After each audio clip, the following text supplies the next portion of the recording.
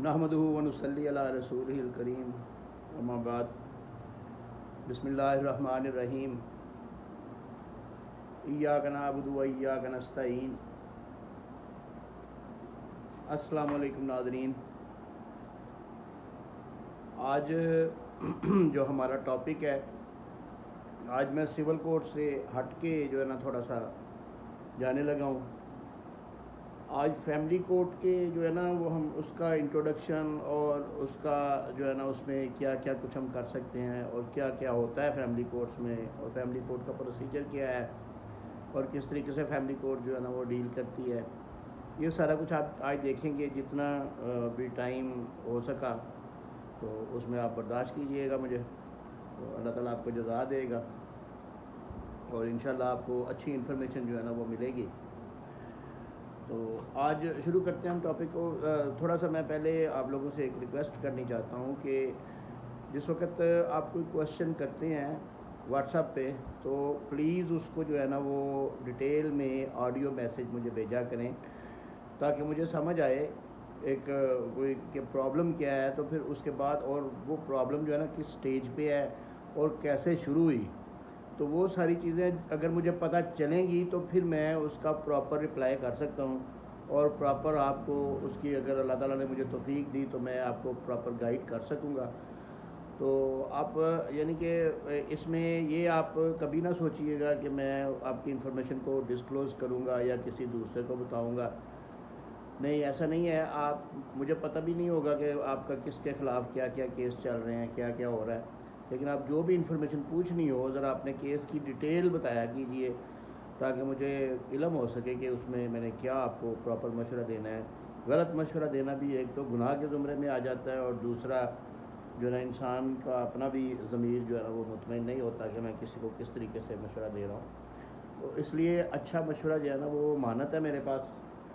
तो अगर मैं दे सका तो अच्छा ही दूंगा। लेकिन मुझे केस की नोयत, केस का यानी कि सारी स्टेज तकरीबन शुरू से एंड तक,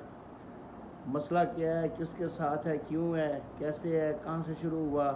अब किस स्टेज पे है, आप क्या करना चाहते हैं, मशवरा किस चीज़ का लेना चाहते हैं, ये सारी डिटेल जो है ना वो आप बयान किया कीजिए। फिर इंशाल्लाह जो है ना वो आपको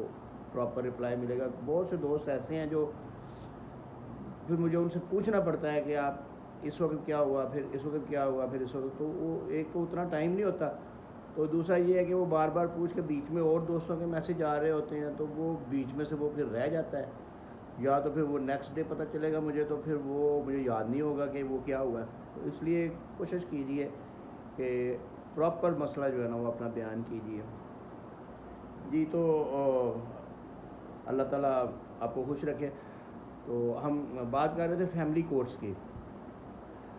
फैमिली कोर्ट्स जो है ना वो सेपरेट अदालतें होती हैं सिविल कोर्ट से। सिविल कोर्ट में सिविल प्रोसीजर कोड के तहत जो है ना वो सारे काम किए जाते हैं, लेकिन फैमिली कोर्ट जो है ना, फैमिली कोर्ट उस पर कुछ हद तक सीपीसी अप्लाई होता है, बाकी सीपीसी उस पर अप्लाई नहीं होता। फैमिली कोर्ट को आप यही तसव्वुर कर लें कि एक वो, आप उसको कह लें कि वो एक पंचायत का सिस्टम है, यानी कि फैमिली जज को इतने इख्तियारात हैं कि वो मौका महल देख के और अपनी मर्ज़ी से एविडेंस कलेक्ट करके मुख्तलिफ महकमा जात से शहादतें वगैरह ले के तो मैटर का फ़ैसला कर सकता है। फैमिली जज जो है ना वो ज़्यादा स्ट्रॉन्ग है एज़ बनिस्बत सिविल जज के। सबसे पहले हम देखेंगे कि फैमिली कोर्ट में हम क्या क्या चीज़ें जो है ना वो फ़ाइल कर सकते हैं। इसमें आपको बड़ी चीज़ें नज़र आएंगी। सबसे पहले कि फैमिली कोर्ट में जो हमारी ख़वातीन हैं, हमारी बहनें, तो वो अपने खामदों के ख़िलाफ़ खुला का केस जो है ना वो फ़ाइल कर सकती हैं, खुला हासिल करने के लिए। और खुला के डिटेल में तो फिर हर केस को, हर केस की नोयत को, उसके तरीक़ेकार को अलग-अलग डिस्कस करेंगे। लेकिन खुला के लिए आपको एक मैं छोटी सी बात बता दूँगा। खुला के लिए आपको एविडेंस की ज़रूरत नहीं होगी, सिंपल आपने जाके बयान देना है और आपको खुला की डिग्री हासिल हो जानी है। अब तो बहुत आसान हो गया, क्योंकि पहले वक्तों में ये था कि आपको वजूहात देनी पड़ती थी, आपको वजूहात बयान करना पड़ती थी कि आप क्यों खुला ले रही हैं। आपको अपना तशद्दुद, अगर आपका खामद आपके ऊपर कर रहा है तो तशद्दुद आपको साबित करना पड़ता था। लेकिन अब वो चीज़ें नहीं रहीं। अब आपने खुला का केस फाइल करना है, और जो है ना वो आप किसी वक्त भी उधर जब जिस वक्त वो एक्स पार्टी भी हो जाता है आपका, यानी कि डिफेंडेंट जो है आपका खामन जो है वो एक्स पार्टी हो जाता है, तो आप बयान दे के खुला की डिग्री हासिल कर सकती हैं। और अगर वो पेश भी हो जाता है तो जो आप दावा भी दे देता है तो फिर भी उसकी कोई नहीं सुनी जाएगी। आपने एक दफ़ा कह दिया कि मैंने इसके साथ बात नहीं होना, मैं खुला चाहती हूँ, तो 1.5 साल, तो ये उस सूरत में जो है ना कोर्ट वो आपको खुला की डिग्री दे देगी। दूसरी चीज़ जो सबसे ज़रूरी, जो आपको समझाने के लिए ज़रूरी है कि वो जो ख़वातीन है ना वो किसी भी जगह पे केस फाइल कर सकती हैं, सिर्फ उन्होंने ये बताना है, क्योंकि कानून जो है ना वो फैमिली कोर्ट एक्ट जो है ना वो ये कहता है कि जिस जगह पे औरत रिज़ाइड कर रही है, औरत रह रही है, वहाँ पे वो केस फाइल कर सकती है। अब किसी ने जाके देखना नहीं है कि आप रह रही हैं या नहीं रह रही। कोशिश तो करेंगे झूठ की बुनियाद पे कोई काम ना करें, अल्लाह ताला हदायत दे हम सबको, लेकिन जो कानून में एक लूप होल है मैं उसकी बात कर रहा हूँ। कानून के अंदर जो एक यानी कि खाना खाली है कानून का, जैसे हमारे दिमागों का खाली है, ऐसे कानून का भी एक खाना खाली है कि औरत किसी भी शहर में जाके सिर्फ उसने ये लिखना है कि मैं यहाँ फलां जगह पे रह रही हूँ, उधर केस फाइल कर सकती है। अब एक फैमिली जो है ना वो सियालकोट में रह रही है अगर, तो वो औरत जाके चीचावतनी में जाके वो केस फाइल कर देगी, तो खामन किधर जाएगा? वो एक्स पार्टी डिग्री लेके खुला लेके उधर ही यूनियन कौंसल में जो है ना वो सर्टिफिकेट जारी करवा लेंगे उधर ही जाके। तो ये चीज़ जो है ना ये फैमिली कोर्ट एक्ट में एक बड़ी वाज़ेह होनी चाहिए कि जिस जगह पे औरत रिज़ाइड कर रही है, औरत रह रही है, वो अपनी मर्ज़ी से वहाँ पे केस फाइल कर सकती है। इसके अलावा कौन कौन से केस फाइल किए जा सकते हैं? पहला तो खुला का था, दूसरा ये है कि मेंटेनेंस का, यानी कि ख़र्चा नानो नुफ़्का। ये भी औरत जो है ना अपने खावंद के ख़िलाफ़ ख़र्चा नानो नुफ़्का का केस जो है ना वो भी फैमिली कोर्ट में फ़ाइल करेगी। इसके अलावा सामान जहेज़ वगैरह कोई अगर औरत का जो खावंद के घर में मौजूद है जो बाकी रह गया है, तो उसकी बाबत भी केस जो है ना वो फैमिली कोर्ट में फ़ाइल किया जाएगा। इसके अलावा औरत के अगर कोई तहाइफ वगैरह कोई उसके खामद ने उसको दिए थे ड्यूरिंग मैट्रिमोनियल पीरियड, यानी कि शादीशुदा ज़िंदगी के दौरान अगर खामद ने बीवी को कुछ तहाइफ दिए थे, लेकिन जिस वक्त वो लड़ाई हुई तो बीवी घर छोड़ के चली गई या खामद ने उसको निकाल दिया, तो वो तहाइफ जो है ना वो बीवी की मलकियत होते हैं, वो उसका केस भी फैमिली कोर्ट में करके अपने तहाइफ वहाँ से वापस ले सकती है। क्योंकि जो एक दफ़ा तोहफ़ा जो गिफ्ट खामन ने बीवी को दे दिया वो वापस लेने का मजाज नहीं है, ये कवानीन है। इसके अलावा लेकिन कुछ चीज़ें ऐसी होती हैं जिसमें ये वापस करने के ऑर्डर्स भी हो जाते हैं, क्योंकि फैमिली कोर्ट एक पंचायत है, इसलिए इसमें जो है ना ये कुछ जज हजरात जो है ना वो इस चीज़ को समझते हैं कि अगर औरत हकूक़े ज़ानाशोई यानी कि आबाद नहीं होती, जानबूझ के छोड़ के चली गई है, बग़ैर वजह के चली गई है, यानी कि वो इस अकड़ में है कि मैं औरत हूँ और मुझे कानून ने इतने राइट्स नहीं हैं इसलिए मैं आबाद नहीं होंगी, तो फिर कोर्ट ऑर्डर कर सकती है कि आप इसके जितने भी गिफ्ट्स हैं, जितने तहफ़ हैं, जो भी हकमहर भी है, इवन का हकमहर भी इसका जो है वो वापस करो तुम अगर इसके साथ नहीं रहना चाहती, और तुम्हें ख़र्चा भी नहीं मिलेगा। तो ये चीज़ें जो है ना ये with the passage of time ये कोर्ट के अंदर जो है ना ये मामलात होते हैं। अच्छा, इसके अलावा जो ख़वातीन हैं वो अपने बच्चों का नानो नुफ़्का वो भी फैमिली कोर्ट में अप्लाई करेंगी। इसके अलावा अपने बच्चों की जो गार्डियनशिप है, गार्डियनशिप और कस्टडी, ये दो अलग-अलग केस होते हैं, गार्डियनशिप और कस्टडी।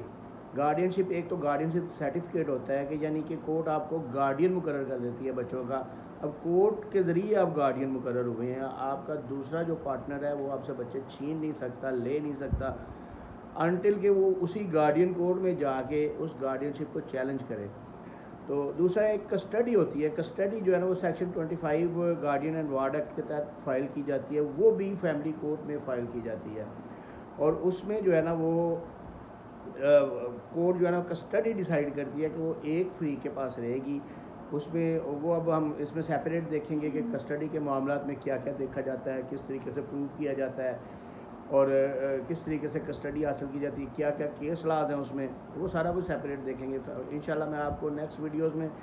फैमिली कोर्ट्स के मतलब बहुत ज़्यादा केस लाद आपको बताऊंगा। और इसमें मेंटेनेंस के भी होंगे, इसमें खुला के भी होंगे, इसमें जो है ना वो इसके तरीक़ाकार भी सारे होंगे, इसमें जो गार्डियनशिप के भी होंगे। तो इसके बाद वो आ जाता है फैमिली कोर्ट में कि एक आप जो है ना खामद जो है ना, खामद जो हस्बैंड है वो हकूक़ ज़नाशुई का केस फैमिली कोर्ट में फ़ाइल कर सकता है। उसका मतलब ये है कि वो कोर्ट को ये कह रहा होता है कि ये औरत जो है ना ये मुझे छोड़ के चली गई है, ये मेरे साथ रह नहीं रही जानबूझ के, मैं इसकी हर बात मानता हूँ, मैंने इसको खुश रखने की बहुत कोशिश की है, लेकिन ये मेरी बात नहीं मान रही और ये इसको ऑर्डर किया जाए कि ये जो है ना ये मेरे घर आके आबाद हो। तो उस सूरत में अगर डिग्री भी हो जाए तो वो औरतें जो है ना वो कोर्ट उसको ज़बरदस्ती पकड़ के तो भेज नहीं सकती। तो लेकिन ये है कि उसमें कोर्ट कोई उसकी प्रॉपर्टी वगैरह अटैच कर सकती है अगर उसके पास कोई है, या वो उसको ऑर्डर कर सकती है कि इसका जो है ना वो हक़-महर वापस करो। यानी इस तरीके से छोटे छोटे जो है ना पीनल ऑर्डर्स होते हैं, ये इसको भी डिस्कस करेंगे इंशाल्लाह। इसके अलावा खामद अगर कोई ज़ेवरात वगैरह खामद के कोई बीवी ले गई है, या उसका कोई प्राइस बॉन्ड उठा के ले गई है, या कोई कैश उसकी अलमारी से उठा के ले गई है, तो वो वापसी के लिए क्लेम करना चाहता है। तो अब से पहले ये था कि वो सिविल कोर्ट में खामद को जाना पड़ता था, उसके लिए कोर्ट फ़ीस भी लगानी पड़ती थी। लेकिन अब एक केस लॉ मौजूद है जिसके तहत ये है कि ये खामद का जो मैटर है, खामद का ये जो इस तरीके का कि वो वापसी को चीज़ें चाहता है, दिला पाने का जो दावा है, वो फैमिली कोर्ट में ही किया जाएगा और उस पर कोर्ट फ़ीस नहीं लगाई जाएगी। इसी तरह फैमिली कोर्ट की जुरिस्डिक्शन में एक बड़ा यानी कि ज़बरदस्त किस्म का जो है ना वो केस आप फाइल कर सकते हैं कि अगर आपने अपनी प्रॉपर्टी अपनी बीवी को गिफ्ट करनी है, तो एक तो उसकी शक्ल ये है कि आप उसको हिबा करें और उसको रजिस्टर्ड करवाएं। उसके ऊपर आपका काफ़ी पैसा लगेगा क्योंकि उसकी फ़ीसें बहुत ज़्यादा होंगी, स्टाम्प ड्यूटी होगी, उसका एडवांस टैक्स, गेन टैक्स, वो सारा कुछ आपको पे करना पड़ेगा। एडवांस टैक्स पे करना पड़ेगा, गेन टैक्स नहीं पे करना पड़ेगा, लेकिन ये है कि वो आपको रजिस्टर्ड करवाना पड़ेगा। दूसरा तरीका ये है कि आप एक दस्तावेज़ हक़-महर वो तहरीर करें, उसके अंदर उसको जो है ना, क्योंकि एक केस लॉज मौजूद हैं कि आप हक़-महर को जो है ना वो एक्सटेंड भी कर सकते हैं, बढ़ा भी सकते हैं, और उसमें अगर आप वो प्रॉपर्टी लिख देते हैं और उसके बाद फैमिली कोर्ट से उसकी डिक्लेरेशन ले लेते हैं, डिग्री ले लेते हैं, तो वो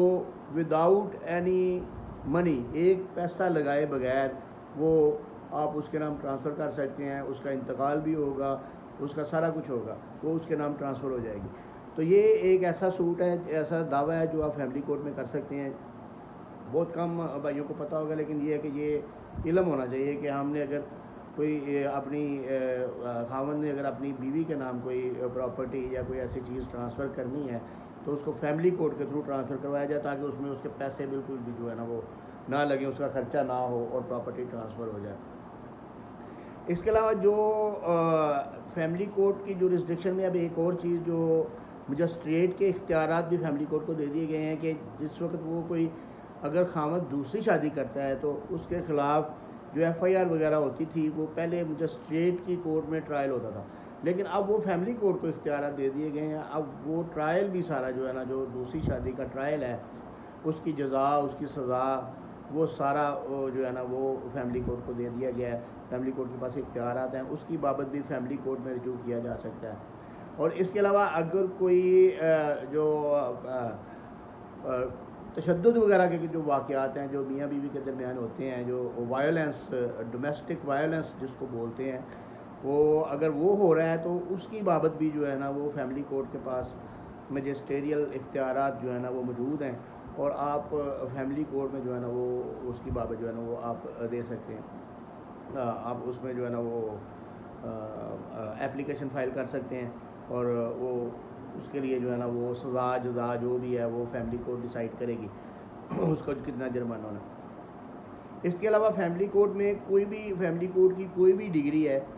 किसी भी किस्म की डिग्री है या किसी भी किस्म का ऑर्डर है, तो उसकी एग्जीक्यूशन यानी कि इजरा उसका वो उसी फैमिली कोर्ट में ही होगा। वो फैमिली कोर्ट ही करेगी, वो भले खुद करे या फैमिली कोर्ट किसी दूसरी कोर्ट को वो भेज दे, सीनियर फैमिली जज जो है वो किसी दूसरी कोर्ट को भेज दिया, क्योंकि अब जो है ना इस वक्त वो डिस्ट्रिक्ट लेवल पे ये सीनियर सिविल जज, सीनियर फैमिली जज एक जो है ना वो अपॉइंट कर दिए गए हैं, जो कि फैमिली डिवीज़न ही अलहदा कर दिया गया है, सिविल मैटर से फैमिली डिवीज़न अलहदा कर दिया गया है। तो इस तरीके से आपको मैंने आज जो है ना वो यही बताना था कि फैमिली कोर्ट में हम कौन कौन से दावाजात किस किस तरीके से किस किस वक्त जो है ना वो कर सकते हैं। तो और उनका अब उनको डिटेल में जो है ना वो एक एक करके आगे डिस्कस करेंगे कि किस दावा में क्या करना चाहिए और उसमें क्या किस तरीके से रिलीफ हासिल करना चाहिए, शहादतें किस तरह करवानी चाहिए, आगे उसमें आर्गूमेंट्स क्या करने चाहिए, केस लाज कौन कौन से हैं जो हम डिस्कस कर सकते हैं उसमें और जो कोर्ट को हम बता सकते हैं, कस्टडी कैसे ली जा सकती है, मेंटेनेंस के जो इंक्रीज़ है वो एनुअल इंक्रीज़ वो कैसे होती है, ये सारी चीज़ें इंशाल्लाह हम नेक्स्ट वीडियोस में डिस्कस करेंगे। तो इसके साथ काफ़ी टाइम हो गया, मुझे इजाज़त दीजिए। अल्लाह ताला आपका आमीन नासर हो, आप खुश रहें, अल्लाह ताला आपको खुश रखे।